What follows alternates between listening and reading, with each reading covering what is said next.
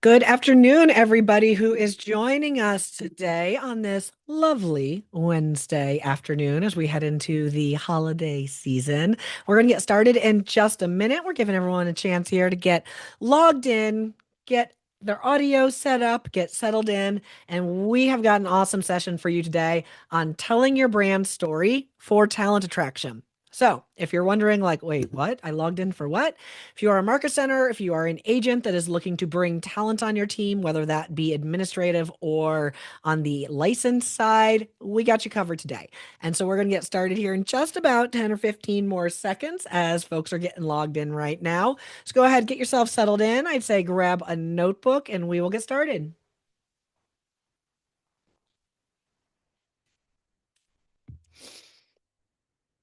All right. So, first things first, if you are on here, you have probably wanted to attract talented people to your organization at some point in time. Whether this is you thinking about your very first hire, or if you're a market center of 400 and you're looking at it saying, we've got to grow, we've got to grow, we've got to grow. At some point, our businesses, we have done all we can do on our own, and we've got to bring some leverage into it. And that's where getting talent in our organization becomes our new job and everything that we're associated with it.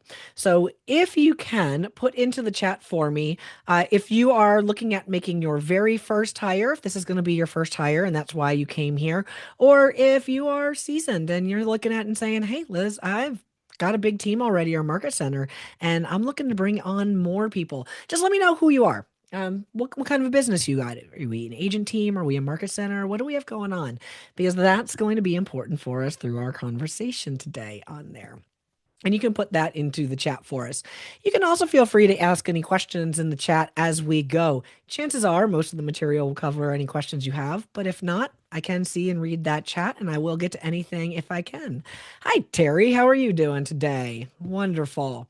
All right, now we always got to keep some of the housekeeping. So, as you know, we must respect the TCPA, we must be compliant, and let's make sure we're not violating anything, being spammy, calling anybody that we shouldn't that is on the do not call list, and make sure all of our contacts are in a TCPA friendly and compliant way. One day, I hope we have an automated Jason Abrams button so that we can just get his recording of that because he says it's so smooth and so perfect when he does that. If you don't know me yet, my name is Liz Landry. I have been with Keller Williams for almost 20 years at this point. I've been a MAPS coach since 2010 and in 2022 founded KW Talent with Keller Williams Realty International. And we are focused all about the people side of the business and running your business like a business. That means a lot of things. And one of those things is recruiting and attracting talent into our organizations. So I am your facilitator, host, and speaker for the afternoon.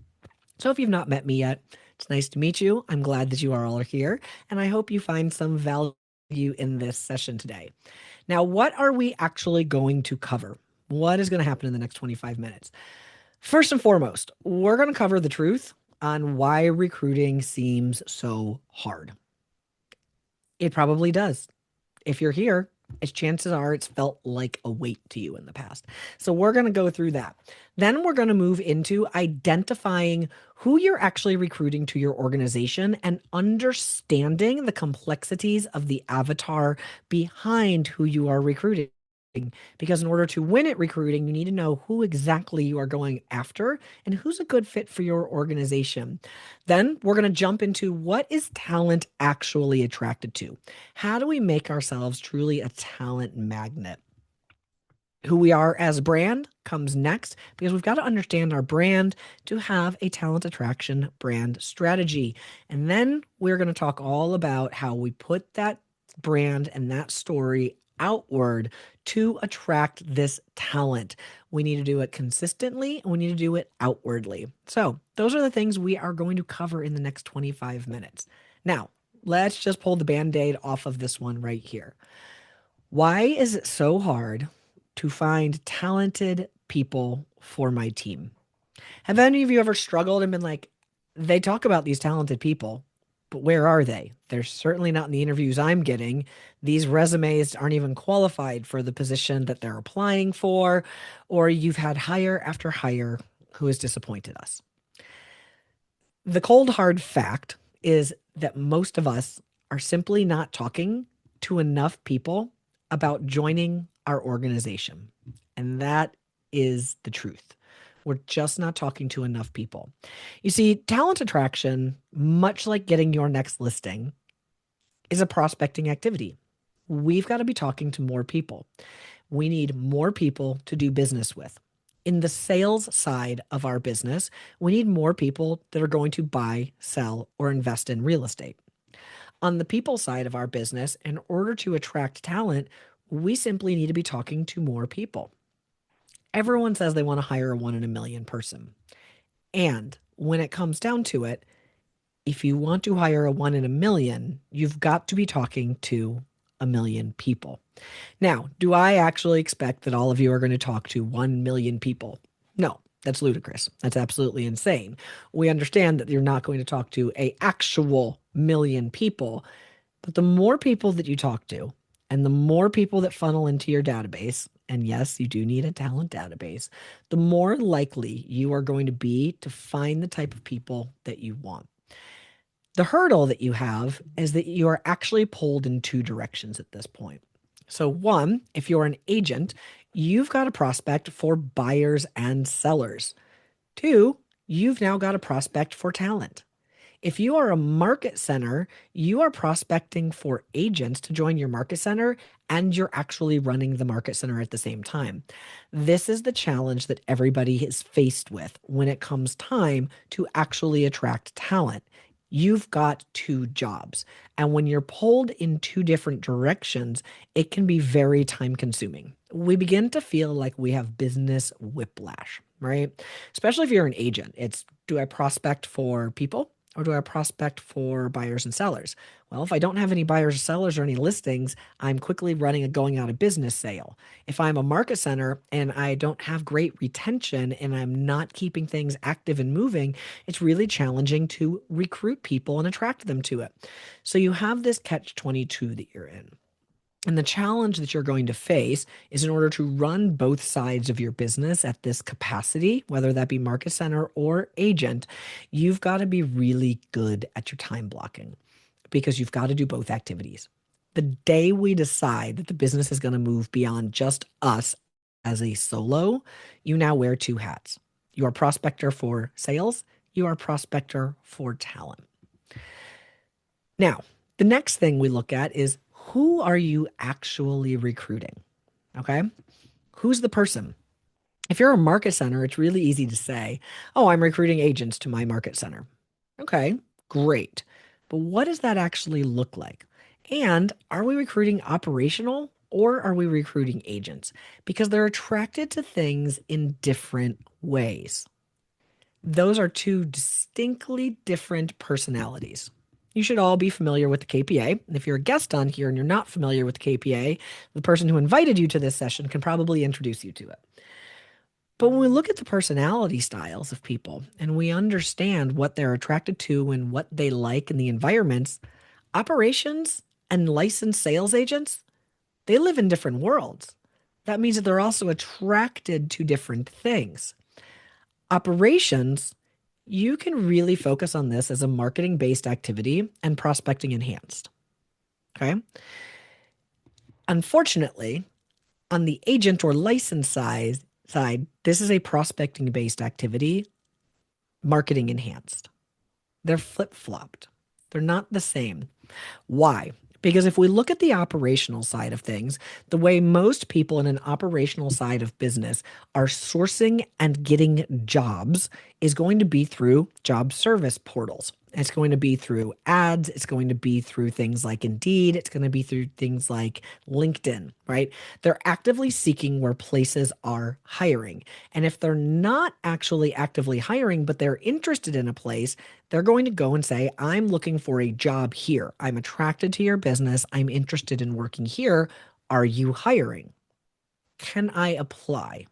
Right? So when we look at operational based, they prefer to be a part of another organization. They typically prefer it. Most operational based people don't like to work independently. And they are attracted to, and their top line funnel that we bring them in at is going to usually be marketing based, prospecting enhanced. Why do we say marketing based, prospecting enhanced? Marketing based is a huge leverage point for you. As you know, prospecting is a very time consuming activity. It's a good activity to do, but at one point where you are stretched as thin as you can go, the marketing is leverage for you outside that extends your reach beyond what you can actually do in a multi-hour period. The marketing works behind the scenes for you. Now, why is it different for agents? Well, one, the personality style is different. Two, I don't know what is in the real estate licensing course that happens to do this, or if it's in the water that real estate agents drink in particular.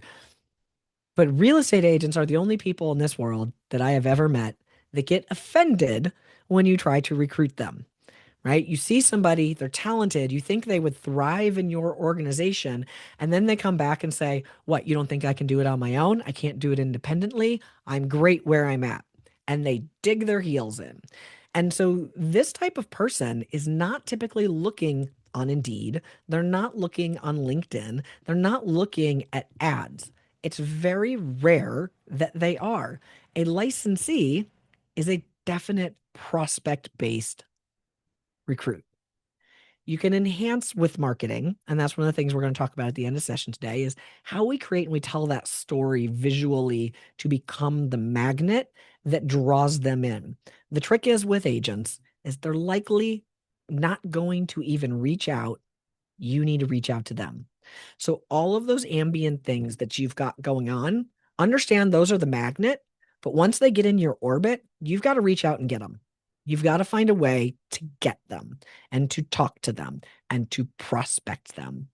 And that's the challenge that you will have is you've got to get your prospecting time in for the agents, and you've got to understand that agents generally are not going to just come to you. They will get in your orbit, but you're going to have to reach out and pluck them. You've got to bring them in. So they are prospecting based, marketing enhanced, very different from operational. And so you've got two different angles depending on who you're hiring. Now, the next step in making this a win is really understanding the avatar. For the sake of the rest of this conversation, we're really going to focus on the agent side of recruiting and the agent side of talent attraction. Why? Those are the hardest ones. Point blank, they're hard. So what does it mean to know your avatar? It's not all recruits are created equal, and not all talent is created equal either. Everybody is unique, and every one of your organizations is looking for different things. Let's take an example of two teams. Team A, these people door knock, they circle prospect, they do all the things. They don't really work a database. Let's take Team B. Team B is very relationship driven. They focus on their database. They're heavy into client events. They're heavy into prospecting their SOI, and they really focus on that SOI. Those are two different training sets and two different skill sets, right? Team A may run a little bit more independently. They're going to say, hey, you can go out and do what you want, kind of how you want, when you want, similar to a market center. Team B says, we work on a dependent style model. We are very engaged together. We come into the market center or in the office and we prospect daily. We create team events and we all lean on each other and collaborate. Two different cultures, two different environments, two different types of prospecting. Two different types of people are going to be attracted to those. The same person will not look at those two opportunities equally and be like, yes, I could do either of these. These are amazing. They're going to attract different types of people. That's why the avatar that you are going after for that agent is so crucial. You have to answer, what is the value that we offer? What is our strong suit that we offer? Is it a specific type of culture? Every business has a culture. It's just what's your specific type of culture? And then it's who's the type of agent that's attracted to that culture, right? Then it's going to look at and say, okay, what type of business do we do? Easy differential, residential real estate versus commercial real estate. If I have a residential real estate team and I'm prospecting and constantly marketing and talking to commercial agents, and they look at my business and they go, but there's nothing there for me. There's no value for me there. I don't want to do residential. And you're completely based on residential. There's a big disconnect there, right? That's an obvious way to look at it. But it matters individually, team to team, market center to market center, just the same. Every one of your market centers is unique and is structured a way to attract value add certain types of teams or agents. For some market centers, that's the brand new agent right out the gate. Your worlds are built for that person to thrive. For others, brand new agents right out the gate might not thrive as well in yours. Your training calendar might not be set up for them. You may be more focused on teams and larger businesses, and you have curated your environment to focus on those people. The challenge is that while you will have all of those things in your organization, you can't speak to all of them equally in marketing, and one of them will reign supreme. It's not going to be a 50-50, 25-25, 25-25. One of them will be the overwhelming type of avatar that is attracted to your organization. And when you understand that avatar, you understand what's important to them, what their problems are, their pain points, and how you solve them specifically. And so when you sit down and you're having a conversation with the person that your organization was built to help, it's an immediate connection. One of the reasons we feel very disconnected in conversations when we're recruiting is we're not recruiting somebody who's actually attracted to our value proposition. We're recruiting somebody who we think is talented, and they might be, but that doesn't mean they're the right person for our organization and the value we offer. And so designing that avatar, a crucial step on this journey. So once we've got this, now that we know the truth about recruiting, the differences in recruiting licensed help versus operational help, we are identifying our avatar. What is it that talent is actually attracted to in an organization? True talent, not just somebody looking for a job, but really talented people, the kind of people that push things forward. Real talent is going to be attracted to clarity of vision. They're going to be attracted to compelling opportunities, and they're going to be looking for a clear and present culture. What that clear and present culture is irrelevant for this part of the conversation. All that matters is that it's there, clear and present, and that the avatar you're attracting, that's the culture they're looking for, right? Some people look at a culture of productivity. Some people look at culture and very kumbaya, warm and fuzzy, and we do lots of things together. Those are both very clear and present cultures. It's just which one do you have, and is it the one your avatar is attracted to? Are you going after the right person, right? So this talent is going to be looking for those things. They're going to want to understand the vision of the company. Where is the company going? If they're looking to be a part of something bigger than themselves, and any agent that joins a brokerage is, they're looking for resources, and any agent that joins a team is, they're looking for things as well, a place that they can succeed. They want to know that vision.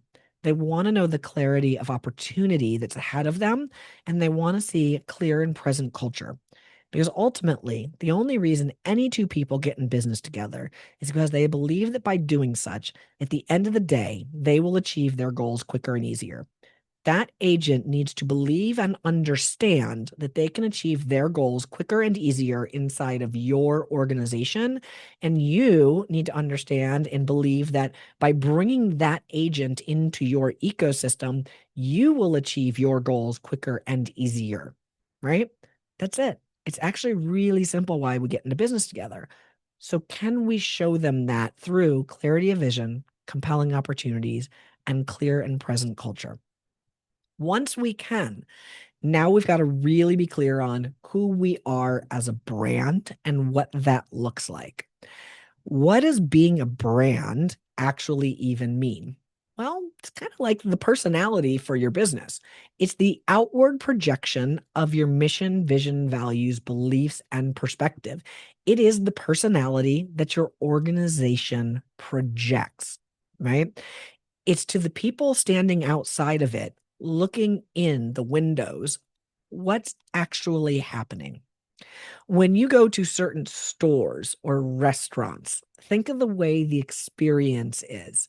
You know, when you walk past a Tiffany's, right? the certain experience that is expected outside on the inside of those doors. You can feel it as you get closer. You also know that when you're walking towards a Target, the type of experience versus a Walmart, the difference in a Trader Joe's versus a Winn-Dixie or an HEB. These are very different experiences. Those entities, those brands, those stores seem to have a personality. That is just the living, breathing outward projection of their mission, vision, values, beliefs, and perspective. And that's exactly what our organizations do as well. So, whether that's a real estate sales team or a market center, those are the things that they're looking for. Now, from a talent attraction standpoint, what does that actually even mean? Right? Like, what are the kind of things that make that up in real life? Those are things that we project outwardly, showing things like team retreats or events, team member celebrations, right? When we're celebrating, maybe somebody got their first deal, or maybe somebody got their first $1 million deal, or maybe somebody had a record breaking month, right? Those are outward projections that show our culture. We share team success stories or market center success stories. We share culture examples. Red Day is a great example of a cultural example projected outwardly. We do training showcases. I'm a very education-based person, as you might guess. If I'm going to an organization, I want to see the training materials. I want to see proof, social proof, digital proof, tangible proof. They go through training and they do training and that they will train me to succeed when I go there. I'm looking for the evidence to build the case, either to support that this is a good place for me or to support the case that this is not a good place for me, right? But I'm looking for the evidence, and that's what this is. This is ultimately your organization's story. So if these are the things that we're looking at, and this is what makes up our business's personality, so to say, understand that what we, especially as agents, tend to put out there the most is actually testimonials. It's a client success story. It's here's the client that I helped. Now, that's fantastic for the people that are thinking about buying and selling, because to them, that's evidence and proof that you have helped people like them and that you can help them, right? You have experience in solving the problem that they have. And so it's not saying that we want to get rid of this whatsoever, but that's not the evidence that recruits are looking for. And when I look at marketing and websites and YouTube channels and social media and all the things, what I see is we sold this many houses. These are the clients we helped. All of these things. What I don't see is any of this. I don't actually see the personality. I don't see the mission, vision, values, beliefs, and perspective. And that's challenging because that is what talent is actually attracted to. Do they care that you can make successful people in the organization? Sure. But this is not what they're looking for. They're not looking for client testimonials. So just like you're prospecting to two different people when you're looking at operations and agent side of it, you're also marketing to them differently than you would a buyer or seller client. This is where that comes into play. And you've got to tell your story outwardly and consistently. Outwardly and consistently. 9 times out of 10, when I talk to a team that is hiring, I say, great, how do I know you're hiring? They're like, well, posted an ad once.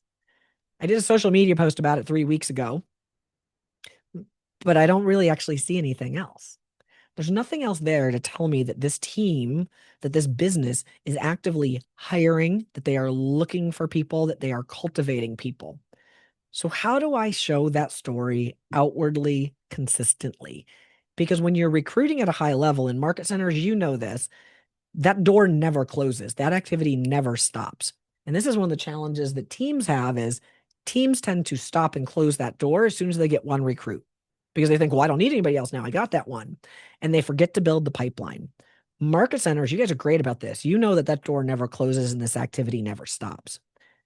But sometimes our storytelling stops. So even though the activities don't stop, the storytelling stops. So when we're looking at putting the brand outwardly, one of those things that you are going to do, and one of the most prominent and easiest and cheapest and freest that you can do, is actually a really killer social media plan. You don't have to be a social media influencer to do this. Social media is visual evidence that can be done consistently to save your brand in somebody's mind, right? It's the easiest, cheapest 8x8 you can ever do. What your social media plan should look like: 3 posts a week about things inside of the team, right? Your brand's personality. That means team experiences, team retreats. That means your MVVBP. That means that, hey, we are hiring. That means a story from an agent on the team of the success they had joining my team versus the success they had independently that wasn't that great, and how much better it is being inside of my team, right? You want to mix up mediums because people consume things differently. Don't assume that your avatar only consumes things in one way. They don't just consume email. They don't just consume photos. They don't just consume reels. They consume all of those things. People today like a more diverse way of consuming information and media, and everybody has their preferred. Personally, I do not enjoy consuming video on social media or in emails. If you send me a reel in my inbox, in my email, or on social media, I'm out.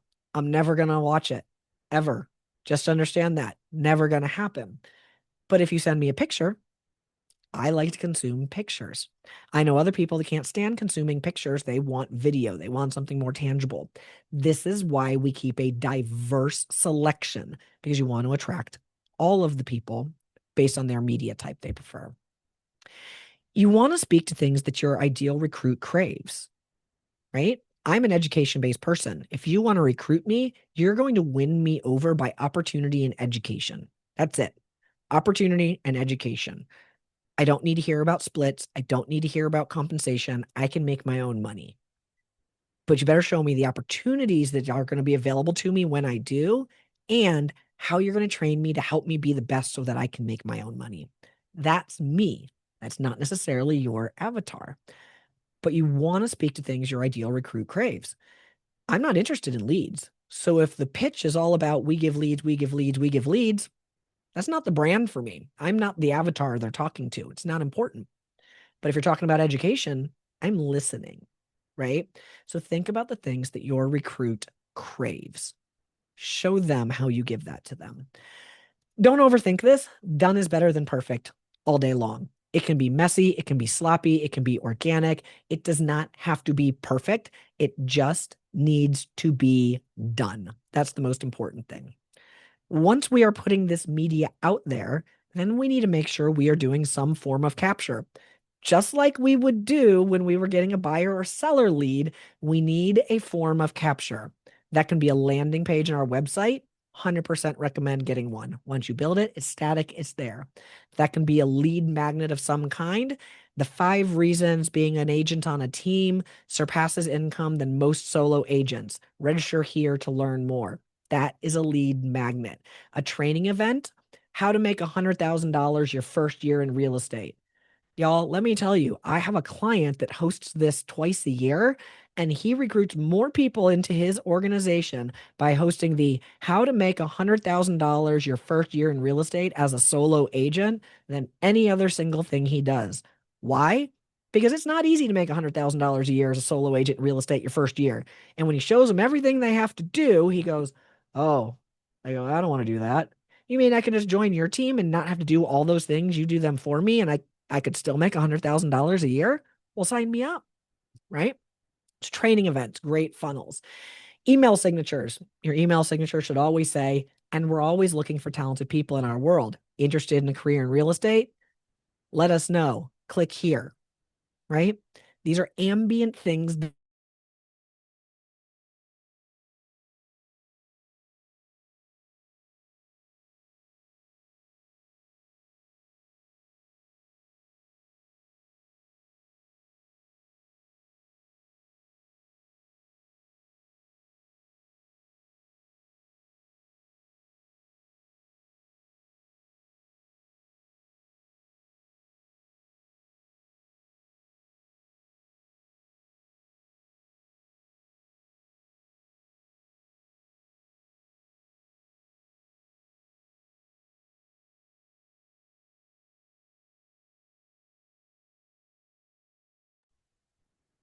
You got to You mute. guys got me back now. I There dropped off. I don't know what happened to my internet, but I'm glad we have our Maps team supporting behind the scenes here.